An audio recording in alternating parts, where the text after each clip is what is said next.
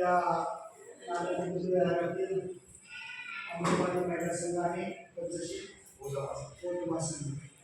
हे दोन्ही तुमच्या वतीने तसंच आमचे आदरणीय कार्यकर्ते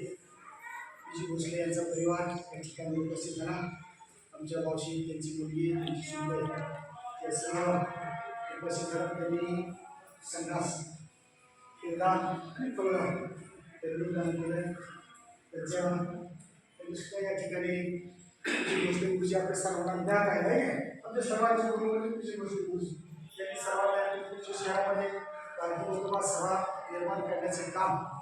आदरणीय धर्मात बोलते आत्ताचे बोलते टिकेत गुरुजी आणि भोसले गुरुजी या सर्वांचा शहराचा वाटा असे गुरुजी त्यांनी बंधन करतो आपल्या सर्वांना जमीन करून आजचा काहीतरी मंत्र्यांना तुम्ही भोजन दिल्यामुळं दुधाच्या काळापासून नाही का दुधाने भोजन कधी कोणाचा कुठं खाल्लं नाही. दुधाने काहीतरी घेतला आणि काहीतरी दिलं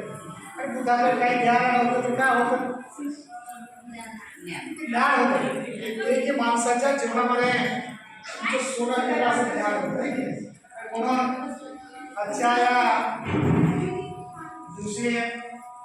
आपण सर्वांनी जनतेला भोजन दिल्यामुळे झाले आहे त्याचे जेवण केल्याचे भोजन घेतले पुढच्या आयुष्यामध्ये अतिशय असं प्रेरणेने सुद्धा काम करतील की नाही अशी त्यांच्याकडनं अपेक्षा करू कारण ते आता प्रशिक्षित आहेत शिकतायचे धमक त्याच्यामुळं त्यांना धम एवढा की नाही ते नाही परंतु ते शिकतायत आणि तुम्ही जे भोजनदान दिलं भोसले कुटुंबाने किरदार दिले बंधन दिलं त्याच्यामुळे ती प्रेरणा घेऊन ती ऊर्जा घेऊन भविष्यात काम करतील. खऱ्या अर्थाने आजचा म्हाताराबाईचा स्फूर्ती दिली नाही का ज्या माऊलीमुळे तुमचं आमचं जीवनाचं सुंदर झालं ती माऊली कदाचित तुमच्यासारखे संस्कार केले असतील तर आमच्यासारखे पांढरपेशी निर्माण झालीच नसते झाले असते कधीच झाले नसते. कारण बाबासाहेब ज्यावेळेस परदेशात शिकायला असायचे शिकायला असताना आपल्या सर्वांना माहिती आहे यशवंत मनोहरांची रेणुकाबाई सर्वांनी वाचलेली आहे की नाही आणि त्याच्यामध्ये ज्यावेळेस बाबासाहेब लंडनला असतात लंडनला गोल्डन परिषदेमध्ये असतात 30-31च्या गोल्डन परिषदेमध्ये आणि कोणाचा आभार मानायचा कारण मी इथपर्यंत आलो आहे की नाही आपल्या पाठीवर कोणाचा हात असतो ना त्याचा आपण आभार मानलं पाहिजे कृतज्ञता व्यक्त केली पाहिजे आणि म्हणून बाबासाहेब पत्र लिहितात आहे की नाही प्रिय रामूस ठीक आहे प्रिय रामूस रामो तुझी खूप आठवण येते आपल्या यशवंतची खूप आठवण येते नाही का गंगाधर गेला ठीक आहे गंगाधर गेला